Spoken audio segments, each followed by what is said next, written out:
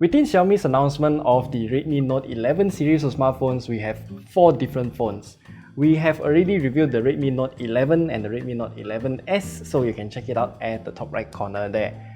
And today we'll only focus on this phone. This is the Redmi Note 11 Pro 5G. That's a mouthful of a name, and we'll have to say out the entire name every time because there's also another non-5G version, so I just want to avoid that confusion. Anyway, we'll focus on our usual 6 points when it comes to our smartphones, and we'll see if this phone is worth your money.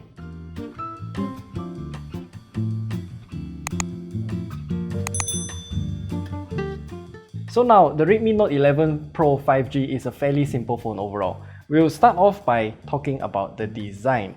So the Redmi Note 11 Pro 5G comes with a very fine matte finish at the back which feels good to touch. It does catch some fingerprints, but it's very easy to wipe off, so no issues there. The black color version of this phone looks really sleek too, though I personally want to see the Atlantic blue color version because it has some kind of calm deep blue sea kind of aesthetic to it, which I really like. And the shape of this phone is fairly simple too. It's a fairly squarish phone with rounded corners, and there is a flat panel for both the front and back of the phone. However, because this phone is rather wide, that flat screen and the flat back means that the frame of the phone needs to be square.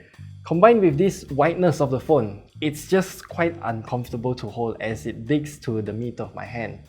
And let's not forget the double camera bump at the back here is still ridiculous, just like the Redmi Note 11S. And speaking of the camera bump, we'll have to talk about the cameras now. We have a total of 3 cameras here in this phone, and I'll still consider only 2 of the cameras to be usable because that 2 megapixels fixed focus macro camera shouldn't exist anymore.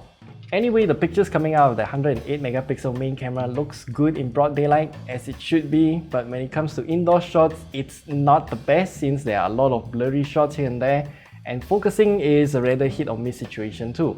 Even if it is a hit, the details and colors aren't that good. When it comes to night shots, I would have to say it's pretty okay too for the main camera. The white balance correction on both the main and ultra-wide cameras are different, hence the colors of this exact same scene taken with 2 cameras is drastically different.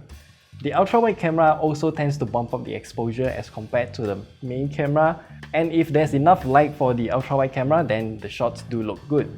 But I shot this picture in the beginning of a sunset and it already got very noisy. As for the performance, the Redmi Note 11 Pro 5G does come with a Snapdragon 695 chipset, and we've done our gaming test on this phone too. And as explained there, the performance out of this chip is actually quite decent. We can play Genshin Impact at the either low or lowest graphical settings and it performs quite well too. So I would argue that the performance coming out of the Snapdragon 695 is somewhere near the 720G, which is already a few years old. And the thermals are also well maintained since the surface temperature is always below 40 degrees Celsius. And with its 5000 mAh battery, it lasts for a very long time. And I can assure you that the battery life coming out of this phone can last for more than throughout one full day of use without any issues. But for the charging time though, it's a bit more complicated.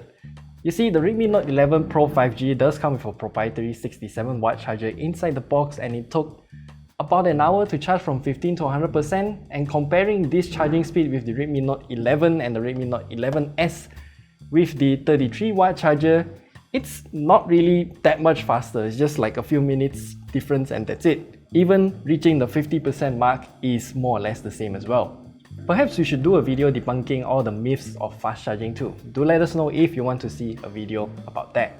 And we also need to highlight about the screen. So this Redmi Note 11 Pro 5G comes with a 6.67-inch AMOLED screen with up to 120Hz refresh rate with a resolution of 1920 by 2400. So the screen looks pretty good overall, no complaints there, except for how the screen size makes the phone wide, which is uncomfortable to hold like what we mentioned earlier. Lastly is the software. This phone comes with MIUI 13 pre-installed on top of Android 11, and just like what we mentioned for the Redmi Note 11 and the Redmi Note 11S review, everything applies here too.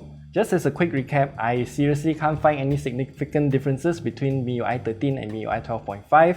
The settings menu is still a mess, and the annoying UI with the timer is still there. The malware scanner, which appears every time I install an app from the Google Play Store, is also still present on MIUI 13. As what we have also mentioned before, I don't care about the animations if the basics aren't done correctly. And finally, should you buy the Redmi Note 11 Pro 5G? It's actually quite difficult to recommend, honestly. Compared to last year's Redmi Note 10 Pro, the price has gone up by 200 ringgit. However, with the price increment, there's not that much significant difference in terms of upgrades overall. One can argue that the Redmi Note 11 Pro 5G has the term 5G in it, but I'd still say that it's quite pointless to get a 5G phone right now. Check out our video from a year ago to know why. Everything mentioned in that video is still valid today. So yeah, that's it. That's all we have to share with you about the Redmi Note 11 Pro 5G. That's a very long name for a phone. And we'll see you in another video. If you have any questions about this phone, do leave them down in the comment section below. And yeah, I'll just disappear now. Pew.